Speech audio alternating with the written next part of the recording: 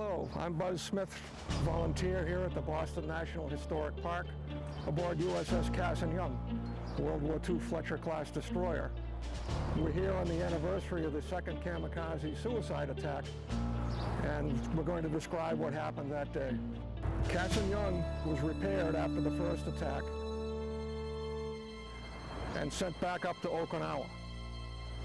She found herself this time on the southern end of the island outside of Buckner Bay, working with other ships as a radar picket destroyer.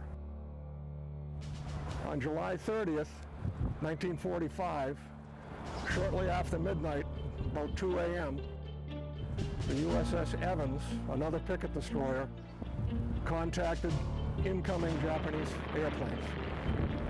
They alerted the rest of the pickets. Evans fired on those airplanes but did not knock down any. The United States night fighter shot down a Betty bomber but could not see any of the other aircraft and backed off so she wouldn't get in the way of other American ships firing. It became obvious that the plane was heading toward Cassin Young, and she went to general quarters at about 2:53 a.m. They were having trouble picking up the plane with the air search radar up at the top of the mast, finally making contact with it and passing the information down to the gunfire radar director. At that point, the director locked on, started bringing guns to bear. The commanding officer, Commander Ailes, ordered flank speed ahead and started maneuvering to start avoiding the aircraft while firing on it. At 2,500 yards, the ship commenced firing and started maneuvering sharply to try and avoid the aircraft. It became obvious that the plane was following the wake of the ship and using the very heavy moon and the clear seas to follow Cassin Young for its attack. As Cassin Young maneuvered to avoid the airplane and the airplane maneuvered to attack the ship, the guns hit the stops. Stops are designed to keep you from hitting your own ship. So Captain Ailes ordered a very hard right turn to bring the guns back to bear. When he did so, the Japanese aircraft came in at about 75 feet off the water, took a hard left turn into the ship, and right where I'm standing, crashed on this deck.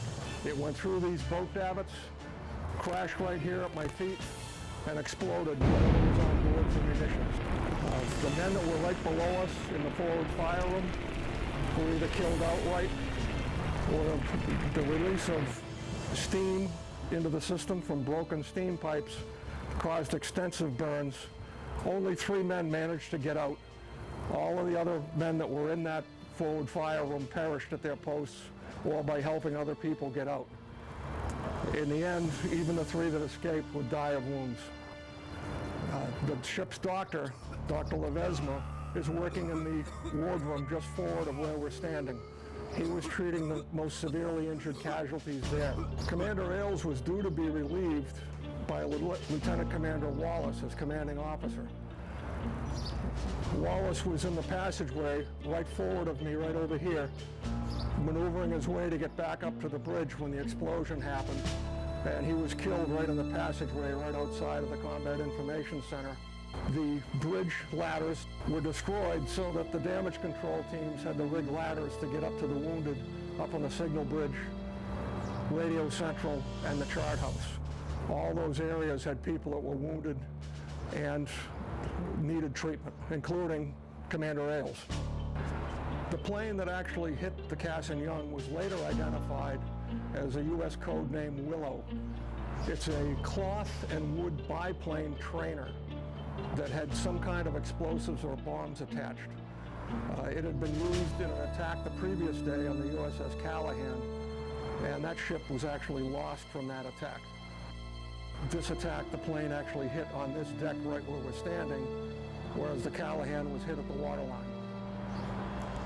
When it was all said and done and the numbers were counted, the Cassin Young suffered 47 wounded and 22 killed in action.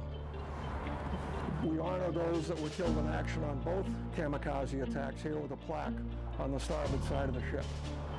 After the attack, the ship was able to get back underway with effective damage control, but only on one firearm, one engine room, and one screw. So she made her way into Buckner Bay, tied up alongside the destroyer tenders Cascade and Hamel, transferred her most seriously wounded to those ships. Some of the sailors transferred would later perish on board there. Later on, the sailors that were killed in action were transferred to a military cemetery on Okinawa, on land, and buried there in a temporary cemetery. Those that were wounded in action after the attack were awarded their Purple Hearts at a ceremony a little bit later on. Some of the sailors actually received their second Purple Heart because they were wounded during the Philippines action by a strafing attack or during the April 12th Kamikaze attack. They were able to receive their medals before they left the area of Okinawa. The ship was repaired enough to go back to the island of Saipan under, again, just one boiler room, one engine room, and one screw. So it was a slow trip to get back there. But that's where she was repaired further because she was going to be sent back to the States.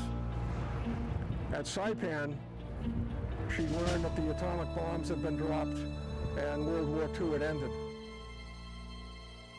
So she took the trip from Saipan to Pearl Harbor, got all set to go, left Pearl Harbor, went to San Francisco, was brought into the Navy Yard at San Pedro where she was built. She was fully repaired there and put into the mothball fleet. She would later be brought back out again for the Korean War, but that's another story. In closing, USS Cassin Young will be open for visitors soon. We really do hope that you come visit us here at the Charlestown Navy Yard. If you're at all interested in becoming a volunteer and supporting the ship, you can contact us by using the email address usscassinyoung@yahoo.com, or just ask any of the National Park Service Rangers and they can put you in touch with us. We can really use the help. Thank you for watching. Hope to see you again.